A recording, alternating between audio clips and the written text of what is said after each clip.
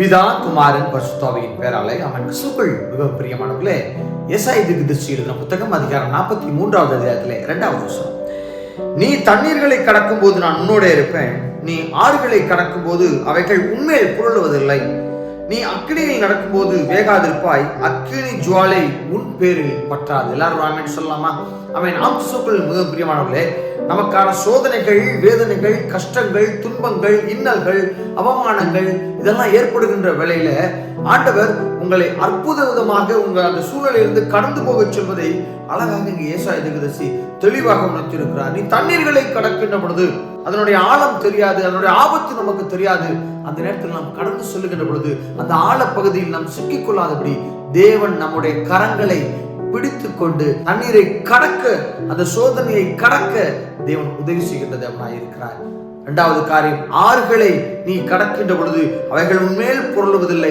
ஆறுகளுடைய வேகம் என்ன நமக்கு தெரியும். யாராவது ஆறுடைய வேகத்துக்கு எதிர்கொண்டு நம்மளால் சொல்ல முடியுமா? சொல்லவே முடியாது. அப்படிதான் நம்முடைய சோதனைகளும்.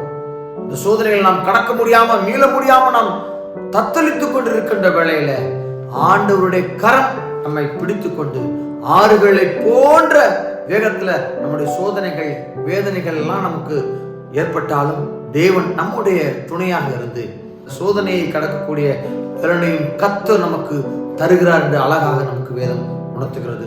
மூன்றாவது காரியம், நீ அக்கினியில் நடக்கும் போது வேகாதிருப்பாய், அக்கினி ஜுவாலை உன் பேரில் பற்றாது. பாத்தீங்களா, எவ்வளவு பெரிய ஒரு ஸ்ட்ராங்கான ஒரு காரியத்தை தேவன் நமக்கு தருகிறார். லேசான ஒரு தீக்காய் நமக்கு பட்டால் ஐயோ ஐயோ என்று சொல்லி பதறுவோம், அங்கலாய்ப்போம்.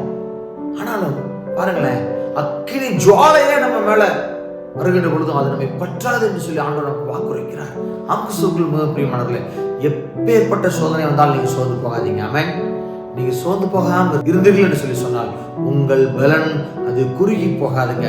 நீங்க சோர்ந்து போனீர்கள் என்று சொல்லி சொன்னால் உங்களுடைய பலன் அது குறுகி போகும். நீங்க சோர்ந்து போகாம இருக்கணும்னா ஆண்டவருடைய பலன் உங்களுக்குள்ளாக இருக்க வேண்டும். நீங்க தண்ணீர்களை கடக்கின்ற பொழுது, ஆறுகளை கடக்கின்ற பொழுது, அக்கினி மேல நடக்கின்ற பொழுது உங்க மேல எந்த ஆபத்தும் ஏற்படாது என்று சொல்லி நம்முடைய சேனைகளின் கர்த்தர் உங்களுக்கு வாக்குரைக்கிறார். அதனால நீங்க தைரியமாக இருங்க, கவலைப்படாதீங்க. கர்த்தர் உங்களுடைய துணையாக இருந்து எல்லா விதமான இக்கட்டுகளுக்கும், நாச மோசங்களுக்கும் உங்களை விலக்கி பாதுகாத்து நிறைவான வாழ்வுக்குள்ளாக, சமாதானம் நிறைந்த வாழ்வுக்குள்ளாக நடத்தி சொல்வாராக.